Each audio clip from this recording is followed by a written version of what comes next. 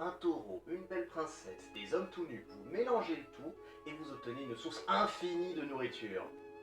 Ah, la mythologie grecque.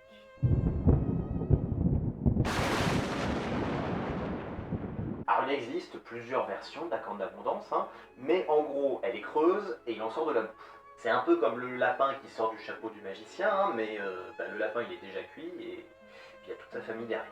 Parfois on dit que de la thune en sort aussi, mais même sans ça, t'as résolu la fin dans le monde, donc t'es content. Et puis au pire, ça fait des chips à pas cher. Mais la vraie question, c'est de savoir d'où qu'elle sort cette corne, et surtout, est-ce que je peux me la faire livrer à domicile? Alors non, elle n'est pas dispo sur le bon coin ni à Casto, faut aller en Grèce, dans la cité de Calydon, où vivait Déjanire, fille du roi Euné. Déjanire mettait tous les gars du patelin en chien tellement qu'elle était belle.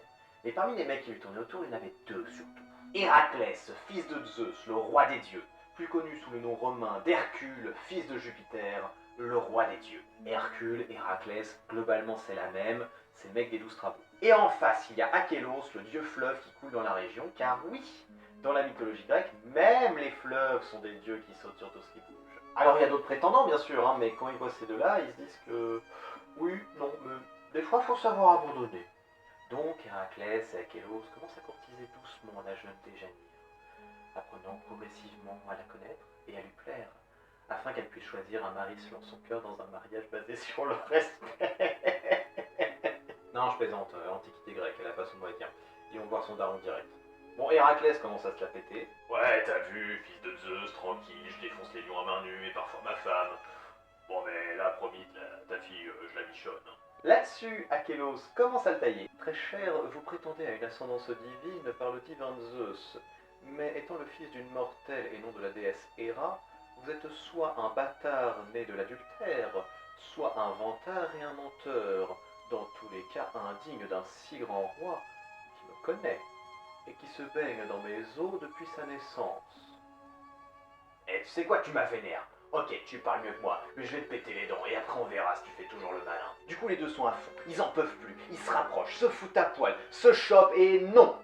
Non, non, non, non, non. Non, je sais à quoi vous pensez, je sais à quoi ça ressemble. Et non, c'était la tenue normale à l'époque pour faire de la lutte et d'autres sports. Ah oui, vous avez cru quoi? Que les mecs qui peignaient les amphores avaient la flemme de dessiner les fringues? Bah non, ils étaient cul nus. En même temps, je peux comprendre, c'est la Grèce, on crève de chaud.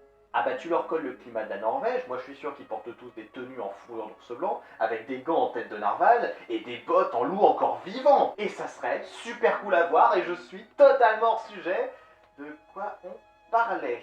Bref, la baston commence, et Achélos pige assez vite qu'il est mal barré. Héraclès le retourne dans tous les sens, il le chope, il le balance. Ah bah il a l'impression de se prendre une montagne dans la tronche. Du coup il décide d'utiliser la ruse, enfin la magie. Il se transforme en serpent et s'enroule autour d'Héraclès comme une guirlande autour d'un sapin. T'es conscient que mon premier exploit c'était de défoncer des serpents? Genre quand j'étais au berceau. T'as vraiment pas réfléchi là. Du coup Héraclès commence à étouffer le dieu fleuve qui se transforme d'Ardar en taureau. Et ça marche pas du tout.